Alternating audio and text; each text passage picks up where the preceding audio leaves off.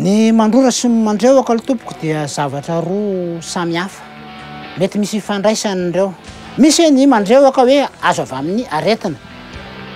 De misy ny antsoina hoe mandrevaka noho ny antony. De mety misy malolo kely izy mahita zavatra maloto teo. Mety anisan'ny mahatonga an'ilay mandrevaka zany de misy antony maromaro. Raha tamin'ny andron'ny fahampanjaka, reo ataontsika hoe andriambaventy na reo olona nanana ny toerany teo amin'ny fiarahamonina, ataontsika hoe olom-baventy, ny zanak'ireny olom-baventy reny na reo olom-baventy reny rehefa tsy tiany le olona ray, de inona no nataony? Rorany, marika ny tsy fankasitrahany, marika ny tsy fitiavana an'le olona, marika ny fanambaniana an'le olona. Zany nandrora zany na ny fandrehofana. Tsy teny amin'ny tany ihany no natao zany taloha, fa teny amin'ny tarehy.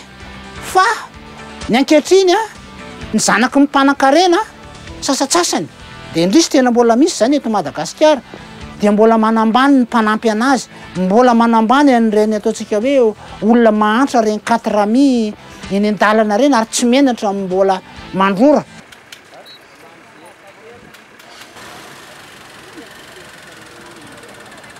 Raha toa le olona ka voan'ny tuberculose no mandrevaka sy mandrorarora eny an-dalana eny, anaparitaka ny tuberculose iny.